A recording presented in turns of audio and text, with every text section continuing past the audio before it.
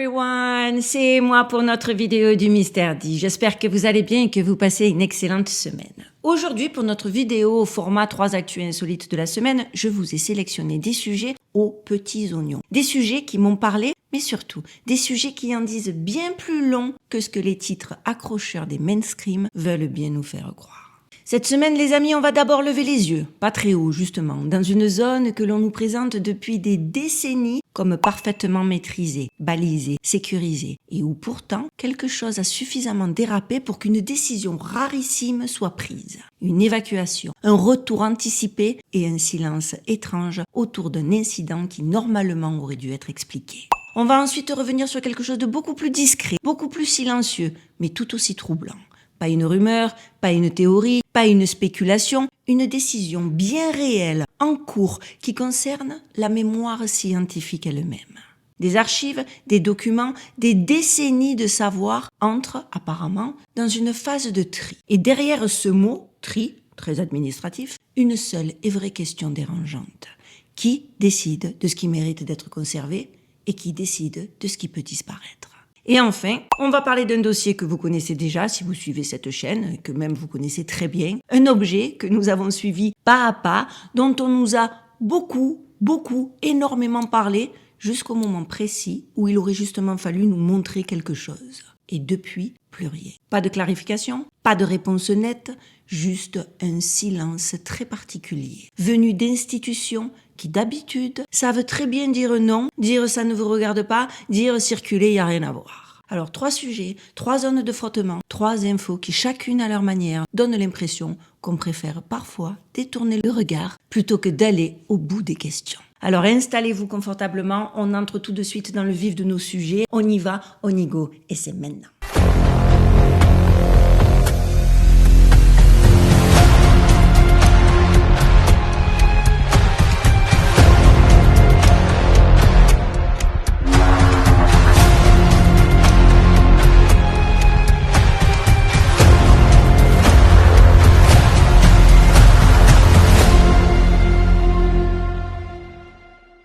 Et on entre directement dans notre actu numéro 1. L'évacuation qui n'aurait jamais dû être une simple note de bas de page.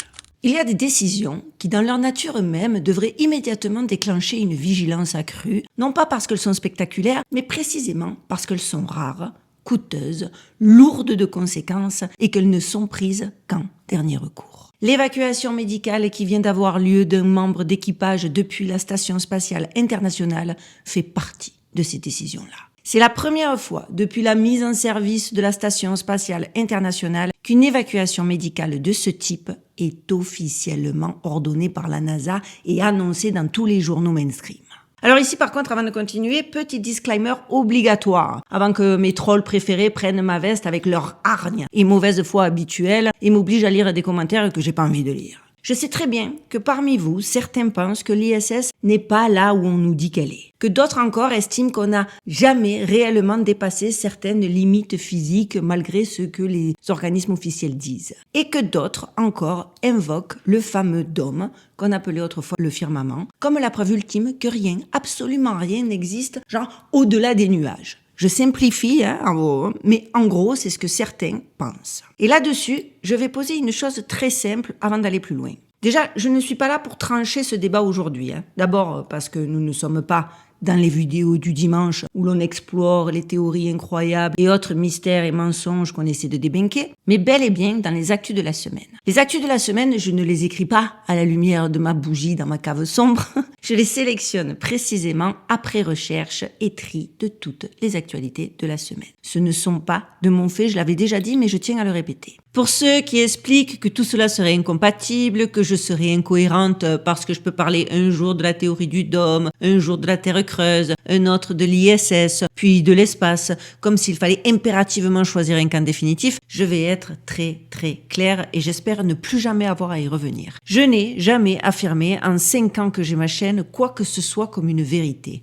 Jamais. Sur cette chaîne, il n'est pas question de dogme, ni de certitude assénée, ni de c'est comme ça et c'est pas autrement, croyez-moi, je sais que je sais. Je propose des théories parce que la vérité, si tant est qu'elle existe sous une forme accessible, se situe probablement entre les narratifs officiels, les hypothèses alternatives, les mythes anciens, les textes symboliques et les tentatives modernes de debunk. Ici, sur cette chaîne, on questionne, on confronte, on observe, on doute, on discute. Je n'ai jamais dit, je répète, la Terre est comme ça, ni voilà la réalité ultime. La vérité, c'est que je n'en sais rien et ça, je l'assume pleinement.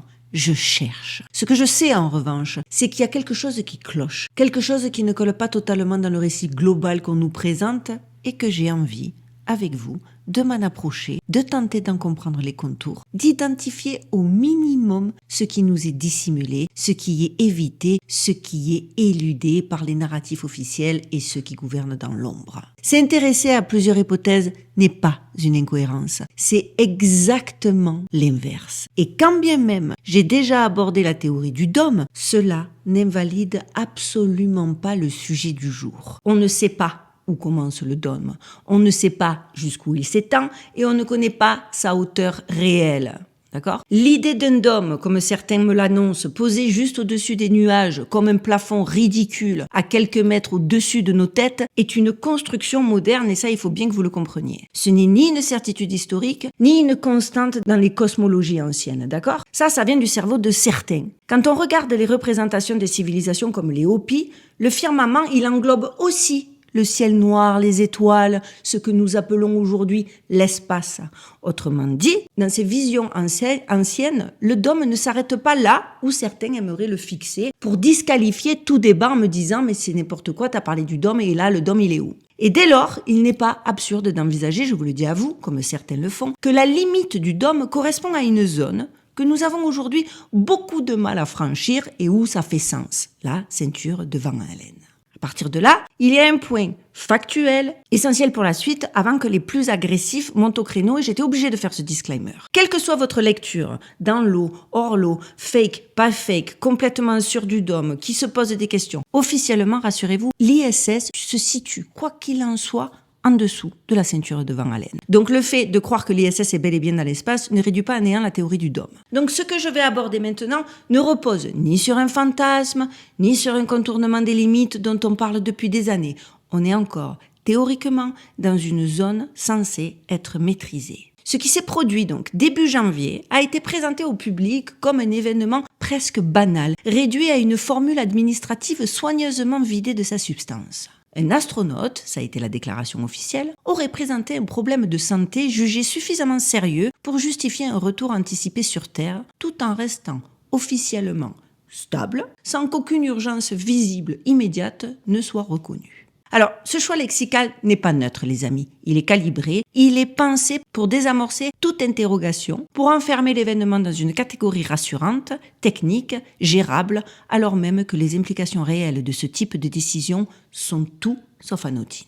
Car contrairement à ce que l'on laisse entendre, une évacuation médicale depuis l'ISS n'est ni routinière, ni automatique et encore moins anodine. Elle suppose une évaluation croisée extrêmement stricte, impliquant non seulement l'état physiologique de l'astronaute concerné, mais aussi l'environnement global de la station, les conditions d'exposition, les paramètres orbitaux, la capacité opérationnelle de l'équipe restante et l'impact de ce retour anticipé sur l'ensemble de la mission.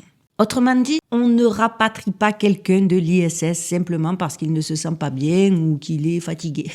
Et ce qui rend la situation particulièrement intéressante ici, et c'est pour ça que je me suis arrêtée sur cette actualité cette semaine, c'est la pauvreté volontaire de l'information transmise. Ni le type de pathologie, ni la nature des symptômes, ni même la catégorie du problème médical, neurologique, cardiovasculaire, immunitaire, métabolique, n'ont été précisés. On nous demande d'accepter donc un récit minimaliste, presque abstrait, là où la décision prise, elle, est extraordinairement concrète. Ce décalage entre la gravité objective de la mesure et la légèreté apparente du discours pose un problème journalistique majeur. Dans l'histoire de la station spatiale, les incidents médicaux ont existé, bien sûr, mais ils ont presque toujours été accompagnés d'un minimum de contextualisation, ne serait-ce que pour justifier les choix opérés. Ici, le silence est plus parlant que n'importe quel communiqué et c'est pour ça que je voulais vous parler de cet entrefilet d'actualité. Et ce silence intervient dans un contexte qui n'est en plus absolument pas neutre.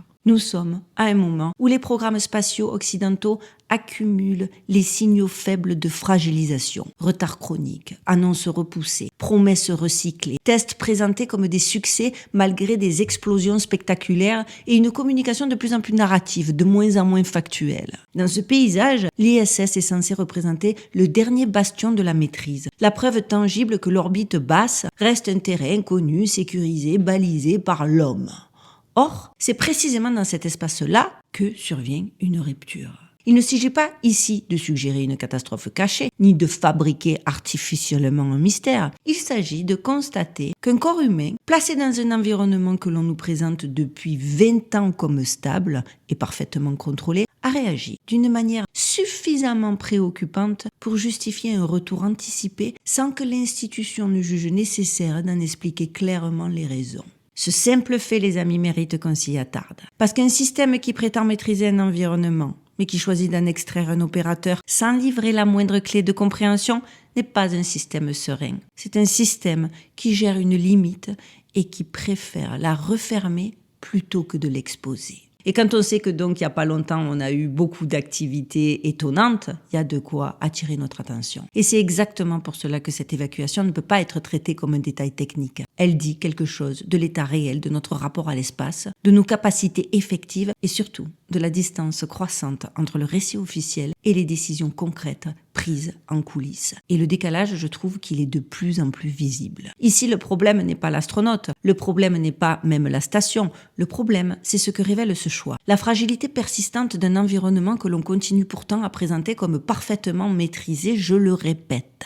Et ça, c'était Brizard. Et vous allez voir, l'acte 2 est pas mal non plus. Acte 2, quand une civilisation commence à effacer sa propre mémoire. Il existe une autre manière, beaucoup plus silencieuse, de préparer les catastrophes à venir. Elle ne passe ni par l'aveuglement, ni par l'ignorance, mais par quelque chose de plus insidieux encore. L'effacement progressif de la mémoire. La cancel culture, et ça va de plus en plus vite. Début janvier 2026, une décision administrative a marqué un tournant discret mais lourd de conséquences. La plus grande bibliothèque de la NASA, située au cœur du Goddard Space Flight Center, a fermé ses portes physiques le 2 janvier dernier, après une suspension progressive de ses services entamés depuis le 9 décembre. Officiellement, il ne s'agit ni d'une destruction, ni d'un abandon du savoir, mais d'une phase de réorganisation. Une période de revue de 60 jours a été lancée afin de trier les fonds. Certains documents doivent être numérisés ou relocalisés, d'autres entreposés dans des infrastructures gouvernementales, et une partie, jugée sans valeur historique ou scientifique suffisante, pourrait bel et bien être éliminée. C'est précisément là que le problème commence. Car cette bibliothèque ne contenait pas de simples ouvrages consultables ailleurs. Elle abritait des archives techniques originales, des rapports internes, des revues spécialisées, des notes de recherche et des documents remontant parfois à l'ère Apollo, dont une part significative n'a jamais été numérisée et n'existe sous aucune autre forme. Officiellement, les responsables de l'agence, dont son administrateur, assurent qu'aucune destruction massive n'est prévue et que tout ce qui présente une valeur historique sera préservé. Le mot d'ordre est celui de la rationalisation, de la consolidation et de l'adaptation à de nouvelles contraintes budgétaires et logistiques. Officieusement, le discours est beaucoup moins rassurant, vous vous en doutez. Des syndicats, d'anciens employés et des chercheurs ayant travaillé pendant des décennies sur le site alertent sur un risque bien réel, celui de voir disparaître dans ce tri accéléré des documents uniques, non numérisés, jugés secondaires par des critères administratifs, mais essentiels pour comprendre l'histoire réelle des programmes scientifiques et spatiaux et enfin faire la vérité. Car la mémoire scientifique ne se limite pas aux résultats finaux ni aux succès que l'on aime célébrer.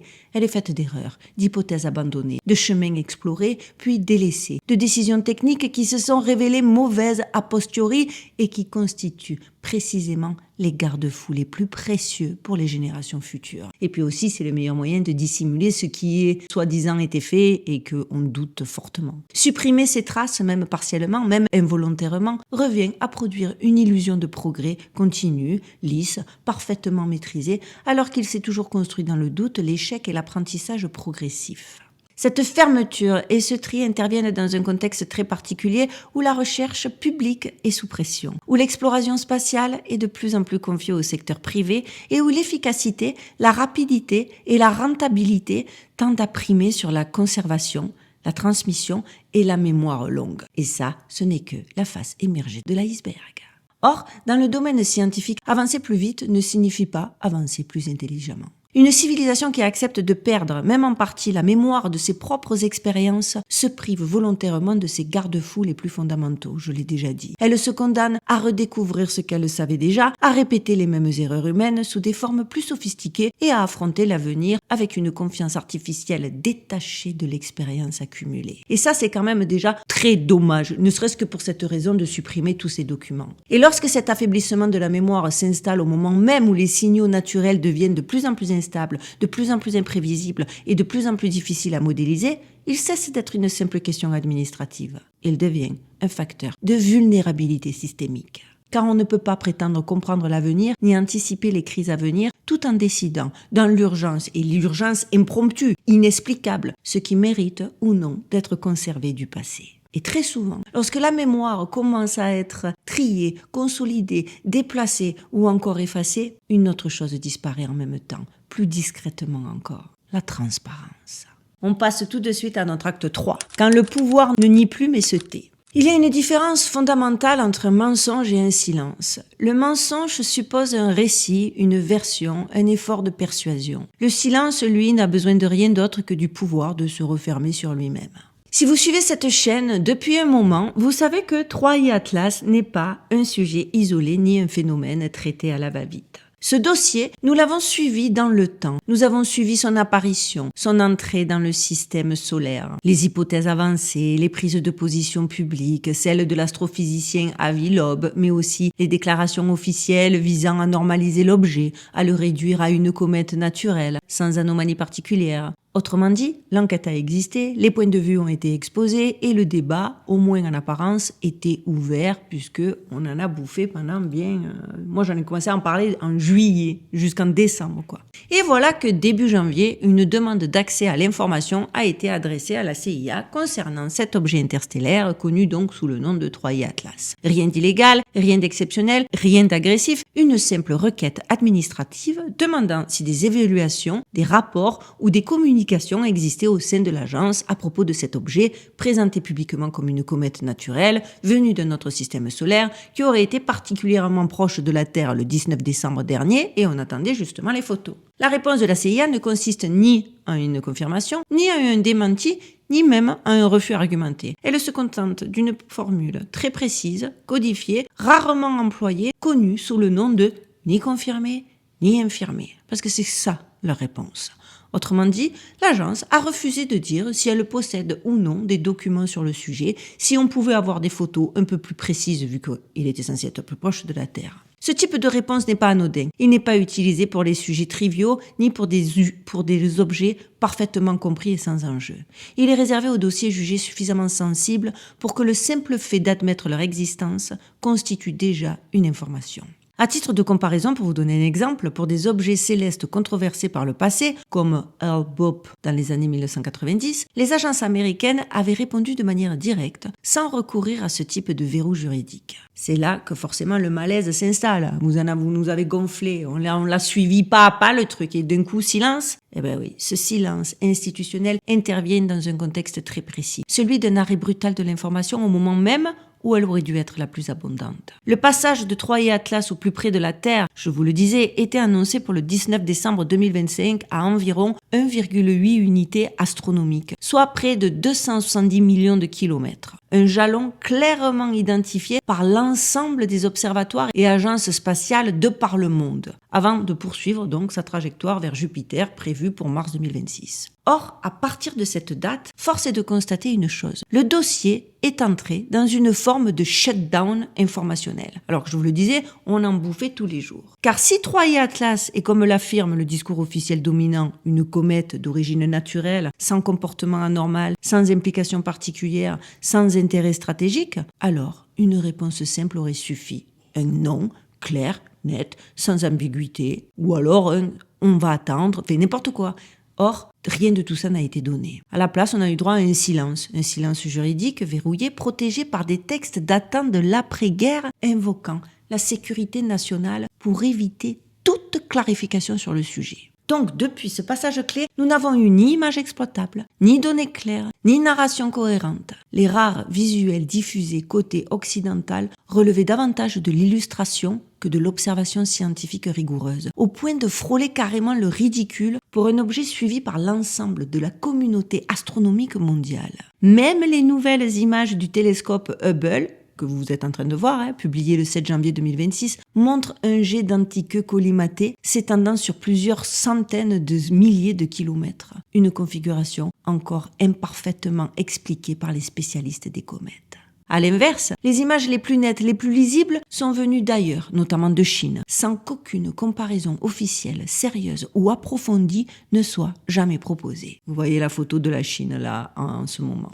Petit disclaimer au moment où j'édite cette vidéo parce que je viens de me rendre compte de quelque chose de dingue. En fait, aucun visuel d'aucun pays n'ont été mis à jour à la date du 19 décembre 2025. Toutes les photos qu'il y a pu avoir au moment où Royer Atlas était censé être le plus proche de la Terre, aucun pays n'a rendu public les clichés. C'est quand même drôlement bizarre. Je pensais pas me rendre compte de ça au moment où j'ai préparé le sujet, parce que j'avais vu des photos passer. Mais en vérité, c'est que des fakes. Et si c'est pas des fakes, ils ont changé la date, mais c'est toujours des photos qui datent du mois de juillet. Le problème n'est pas de savoir ce qu'est réellement cet objet, encore que, quand même. Ce n'est pas de trancher non plus entre une hypothèse scientifique et une autre. Mais bon, on aimerait quand même avoir plus d'éléments. Le problème réside surtout dans la réaction institutionnelle elle-même. Encore une autre. Et vous avez vu, c'est dans ces 3 actus. Dans un contexte où la NASA affirme que l'objet ne présente rien d'inhabituel, où la majorité des scientifiques officiels parlent d'un phénomène naturel, l'attitude de la CIA introduit une dissonance. Non pas une preuve, mais une faille, une incohérence entre le récit public et les mécanismes de la classification interne. Cette dissonance est d'autant plus troublante qu'elle s'inscrit dans un climat plus large, marqué par des débats récurrents sur la transparence, la divulgation partielle de phénomènes aériens non identifiés et l'existence de compartimentation de l'information qui échappe même parfois aux institutions civiles chargées de communiquer avec le public. Vous l'avez compris les amis, le silence devient alors un langage. Un langage qui ne dit pas nous savons ni nous ignorons, mais nous ne voulons pas que la question soit posée.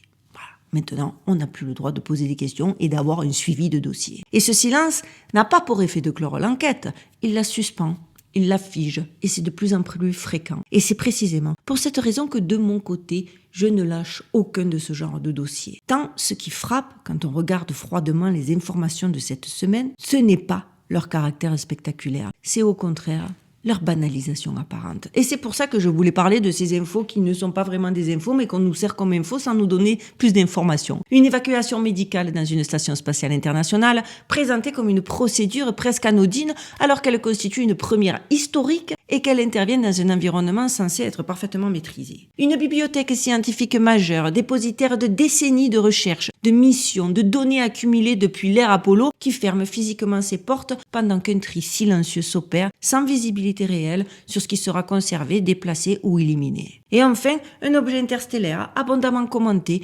suivi, débattu jusqu'au moment précis où l'information aurait dû devenir plus précise, plus dense, plus vérifiable avant de s'éteindre dans un silence institutionnel soigneusement encadré et assourdissant. Pris séparément, chacun de ces faits ne peut pas être expliqué, dilué dans une communication technique, administrative, fragmentée. Mais ce qui interroge, ce n'est pas chaque événement pris isolément, c'est la cohérence des réflexes. À chaque fois, une décision lourde. À chaque fois, une communication minimale. À chaque fois, un récit réduit à l'essentiel, vidé de tout ce qui permettrait une lecture globale, transversale, dérangeante. Et c'est pour ça que je voulais vous en parler. Alors, je ne vais pas dire ici que tout est lié. Je ne vais pas dire non plus qu'il s'agissait de fabriquer artificiellement un grand scénario caché. Encore que.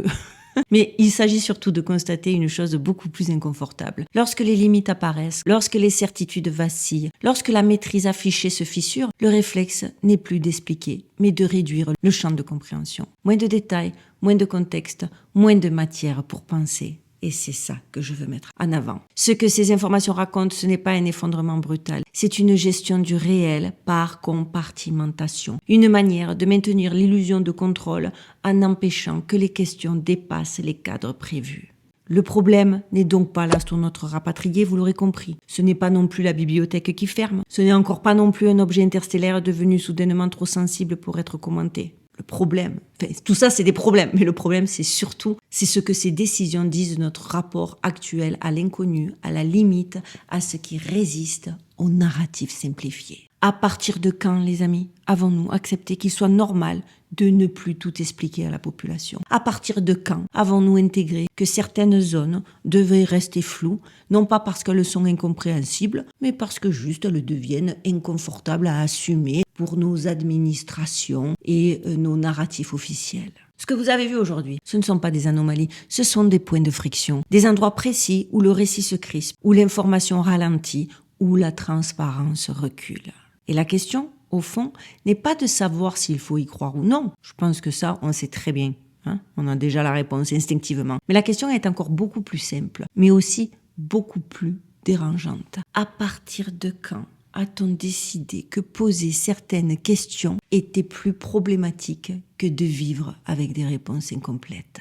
Moi, vous le savez les amis, je ne suis pas là pour vous donner des certitudes toutes faites. C'est d'ailleurs pour ça que j'ai fait le disclaimer sur le DOM. Je suis là, par contre, pour refuser qu'on transforme le silence en normalité et qu'on se contente d'informations basées sur je sais parce que je sais. Et tant que ces zones resteront verrouillées, minimisées ou réduites à de simples notes de bas de page, alors oui, je continuerai à m'y attarder. Parce que ce n'est pas le doute qui fragilise une société, c'est l'habitude de ne plus regarder là où ça commence à déranger. Et c'est pour ça que je veux croire que ma chaîne est d'utilité publique. Parce que c'est dans des petits détails. Je ne fais pas du sensationnalisme, n'en déplaise, je le répète, à mes haters. Je ne fais pas non plus des vidéos trend de façon à pouvoir avoir le plus de vues possible, malgré encore une fois ce que racontent mes détracteurs. Moi, j'essaie avec vous de décoder la réalité, de me rapprocher de la vérité, de réfléchir, de penser hors de la boîte. Et je ne reste pas silencieuse quand je trouve qu'il y a quelque chose qui pue, quand je trouve que la manipulation est trop grosse et quand certains petits détails de petites actus en entrefilet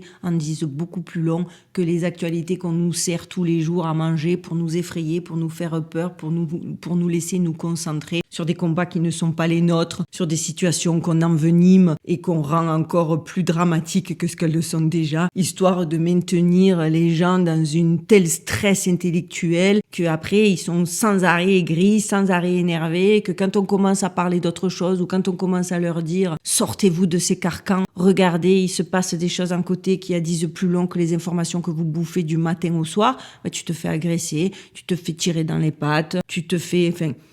C'est tellement triste. Et c'est pour ça aussi que je n'arrêterai pas. Parce que, je le répète, je pense que c'est important de garder ce fil-là, ce fil et de démontrer que oui, on nous ment même dans les silences maintenant, et de manière tout à fait confortable, parce que de toute façon, quand il y a des personnes comme moi et comme d'autres youtubeurs qui se lèvent pour dire à nos abonnés, regardez, il y a des théories intéressantes, et si ça... on se fait lapider, les gens, ils viennent lancer des cabales contre des youtubeurs qui essaient d'ouvrir les esprits et qui essaient de piquer la curiosité et qui laissent passer des énormités comme ce que l'on voit au quotidien dans les mainstreams. Et je m'arrêterai ici. Voilà les amis, j'espère que cette vidéo vous aura plu. Vous savez que le meilleur moyen d'aider cette chaîne, c'est de liker, de commenter, de partager, de booster. Là, pour l'algorithme, c'est le top. Les petits nouveaux, abonnez-vous, parce que bien évidemment, plus on est nombreux, plus on est fort. Et l'intérêt, c'est d'être très fort et très nombreux pour faire circuler le plus de vérité possible. Ou en tout cas, le plus de questions qui ailleurs sont passées sous silence à la majorité de ceux qui n'ont pas réalisé qu'il y avait vraiment quelque chose de pas net dans les narratifs officiels qu'on nous sert au quotidien. Voilà, je vous souhaite de passer une excellente fin de semaine. On se retrouve dimanche pour nos dossiers du dimanche. Vous inquiétez pas, il sera plus là. Oui, je sais. Mais moi, des fois, je me dis que c'est quand même un très bel objet de décoration et que je l'aime bien, mon sapin. Et en plus, Duchesse, elle dort souvent le soir au pied du sapin et c'est en grande partie pour ça que je l'ai gardé. Mais ne vous inquiétez pas, il sera pas là dimanche. Aussi, certains d'entre vous m'ont demandé, ont remarqué que j'avais changé ma couleur, m'ont demandé des tips et m'ont reparlé de mon coiffeur et de ses aventures avec son chat Lou et m'ont redemandé ses contacts. Donc, je vous remets tous ses contacts, son TikTok, son Insta. Je crois pas qu'il s'il est Facebook, mais en tout cas, je vous mets tous ses contacts en barre de description de cette vidéo pour que vous puissiez aller suivre les aventures d'Emmanuel et Lou. Dernière petite chose, la page participative pour mon roman Les Fissures du réel arrive. Normalement, elle sera en ligne à partir de la semaine prochaine et on va pouvoir commencer entre nous à créer le tome 2 des Fissures du réel. Et pour ceux qui me demandaient où se procurer mon livre, malheureusement, je n'ai pas eu d'autre choix que d'utiliser Amazon. Et pour l'instant, je n'ai qu'Amazon. Et vraiment, pour mes abonnés et pour moi qui suis aux États-Unis, c'était vraiment le plus simple, le plus incontournable. Et en vérité, il n'y a personne d'autre qui m'a proposé un process plus simple. Mais voilà, il est toujours dispo et tous les liens sont en barre de description de cette vidéo. Voilà, je crois que tout est dit et bien dit. On se retrouve vite. Prenez bien soin de vous, prenez bien soin de vos proches, gardez l'œil ouvert et surtout, stay safe les amis.